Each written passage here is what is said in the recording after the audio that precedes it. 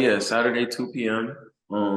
You said it earlier where it's gonna be, but yeah, just come by, sign and stuff. Just want to meet people, see new faces, have a good time, and yeah, really just meet some people face to face, sign some stuff on. I mean, yeah, it was great. I kind of grew up there all my life. Um, I do agree with you. It's more of an aggressive setting, but I feel like it comes with just having so many people there, such a huge population of people. But grew up in Long Island, Brentwood, it's a town right in there in Brentwood.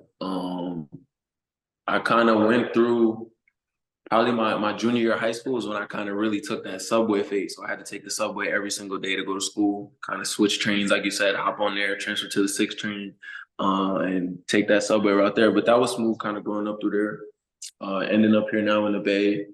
Really loving it out here. Hoping to see a lot of people Saturday come out to the event. Like I said, meet some new people, but I'm excited for it.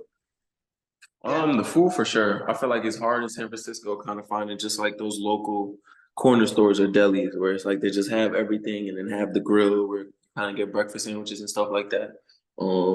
That's probably the main part of it. But I mean, like I said, it's way, way more people in New York than what it is out here. So the population, I don't know the exact number, but I'm pretty sure it's a huge difference between the two.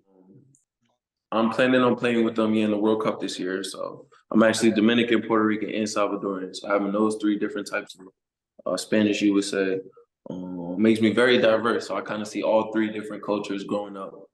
Being raised with my grandmother, who's more Dominican and Salvadorian, and then on my dad's side, having a Puerto Rican grandfather and stuff like that. So seeing both cultures has been great. But I'm probably leaning towards playing for DR this summer. So I'm excited for that. And yeah, it's just great to kind of represent a country where not a lot of people from there get to be in a position that I'm in. For sure, I would say definitely the food. Like when my mother, this would probably be more the Puerto Rican side, I would say, but when she used to kind of make the arroz con gandules every single time, that was like a huge dish for me. So stuff like that, just having the different kind of seasonings and spices. His mom come with a lot of sazon and goya and stuff like that. So just growing up, I feel like the food was probably the best perk of all of that. Just eating that cultured food and that seasoned food growing up. Yeah, for sure. I feel like it's like that with everywhere though. Everywhere kind of has that one part where it's like people will say, "Don't go back there." I don't hear too many danger stories about Dominican Republic, but more so El Salvador for sure. With like the gang violence and stuff out there, I've heard a lot of like if you go out there, be safe and stuff. So mainly for El Salvador, mostly Puerto Rico. I don't think it's too much violence people tell me about there either. Um, I mean, it's for sure a commitment. It's definitely a grind. I feel like in this point in my career, I'm kind of used to it now because then you kind of get to like a person with an everyday job, the same thing. They get their routine where they just wake up every day and going to work and just have that like kind of drilled in their head. So, um, a normal day would probably be wake up. I'll just go through my schedule last week. I woke up like 6, ran at like 7 a.m. Just ran like 2 miles, quick cardio. Come back, eat breakfast. I'll probably do my first encore workout like 9 a.m. Do that for like an hour and a half, two. Then probably lift right after that at 12. Come back, relax a little bit, eat some lunch. Then probably go back to the gym like 3 o'clock to like 5. Shoot, probably get a bunch of shots up. Go to the weight room one more time and get some core for like 30 minutes. And then I'll probably be off the rest of the day. So from like 6 to the rest of the day, I'll have free. But then it's kind of like just routine. Like I said, you get used to it.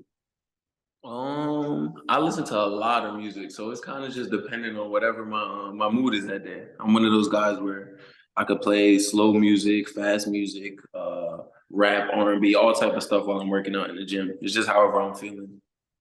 Yeah, for sure. I do watch a lot of sports docs on it, but I do feel like nowadays, especially with social media, that just has a huge.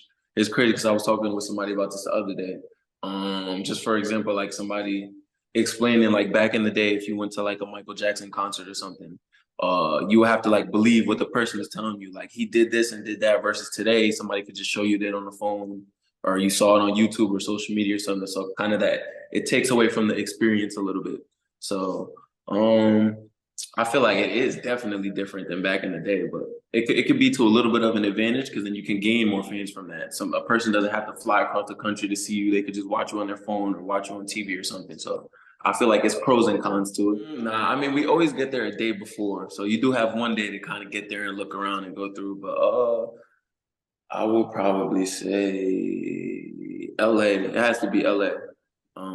Staying there in one of them hotels in Beverly Hills in LA, going down Rodeo and kind of seeing all that. That's a great experience.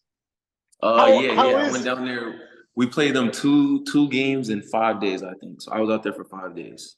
And no, it was good. The fans were amazing down there. I didn't expect it to be that big of an arena and that loud.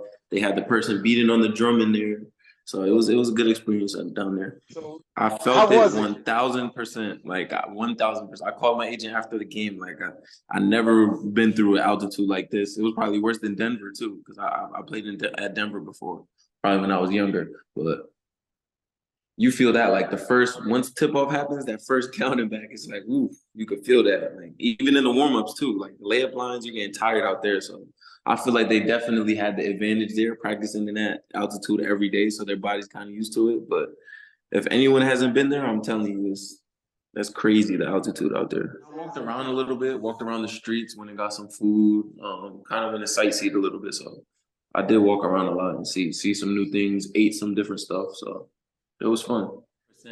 It's just that just goes to show how advanced we are, to where like now it's just like second nature stuff like that. So like we don't realize how many things we're doing at once until somebody like that explains all the things we're doing. So I feel like that's what makes it special and separates us from being a professional athlete to a regular amateur athlete. Just having all those advantages and it kind of being second nature to you.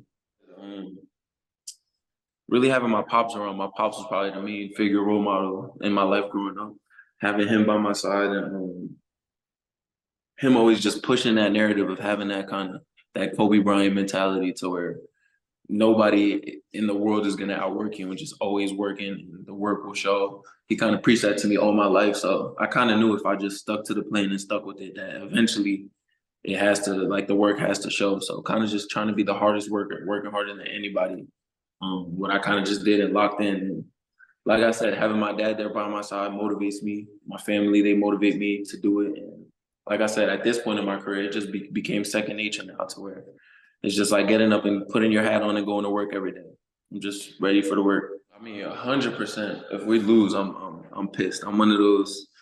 If not, I'm one of the most competitive people. If you ask anybody around, I want to win at everything. So for sure, if we lose and I have a great game, I'm for sure not gonna care about how I played or the stats or anything. I'm one of those guys who wants to go out and win the game, even if I have zero and we win, as long as we won.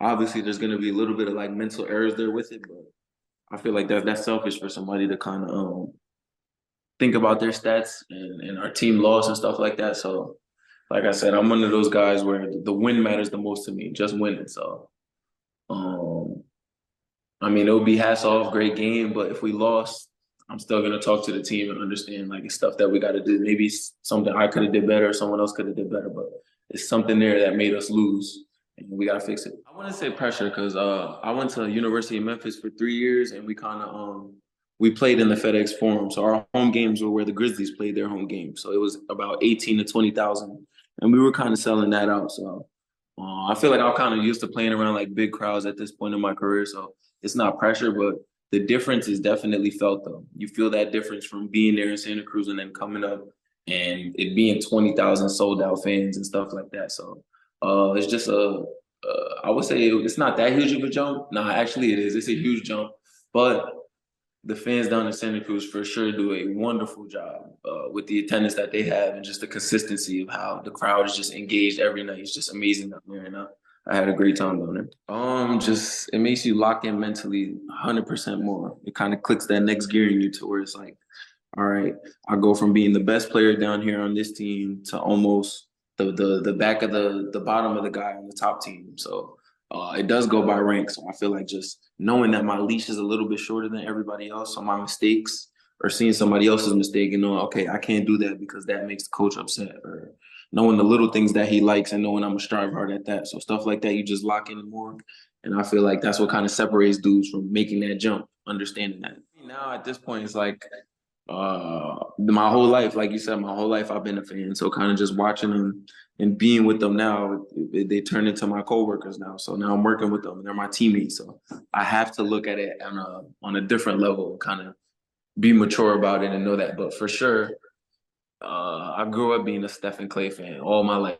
even starting playing basketball. Steph and Klay and Carmelo were probably the first three dudes I watched. So it was surreal kind of walking in and seeing their lockers and stuff. But now at this point, like I said, I got to go to work and try to be better than them. You know what I mean? I mean, he's good because he's one of those coaches who he doesn't coach the first guy different than the 15th guy. He's one of those where he holds everybody accountable. So if the 15th guy and the first guy make the same mistake, they're held on the same level. It's no higher or upper. So he's great on that discipline end. And just him being a player already played, he understands certain things that a player doesn't knows that coaches don't know.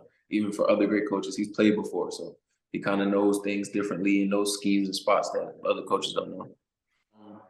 I was raised by my grandmother, my mom, my dad, both grandmothers. So I'm pretty close with everybody. I'm the oldest of five.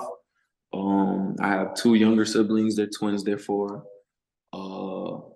Younger sister who's 12. No, she just turned 13, and another sister who's 15. So me being the oldest of all of us, it's kind of just great to be that role model in the family and the person who kind of everybody in the family looks up to. So just having that role is just great and amazing. I have a close relationship with my mom, with my dad, both grandmothers. I'm a huge family guy, so I'm one of the guys who always puts family first. It's a little harder for sure, yeah. My grandma on my mom's side, that's my Latina grandma for sure. She raised me on that. Very strict, very everything. So that was pretty fun. Lester Quinones here. Want to let you guys know to be there Saturday at 1600 Saratoga Ave. I'll be there signing autographs, signing things. You could bring anything in. I'll sign it for you. We could chat a little bit. Nice little meet and greet. Want to see some new faces and excited to meet the fans. Okay. Todo mi gente, sábado, 1600 Saratoga Avenue. Okay. Mi gente, ven sábado, what is it? 1600 Saratoga Avenue. 1600 Saratoga Avenue. Okay. 1600 Saratoga Avenue. Appreciate it. Now, pleasure having me. It was a great interview. Thank you for everything. Thanks, man.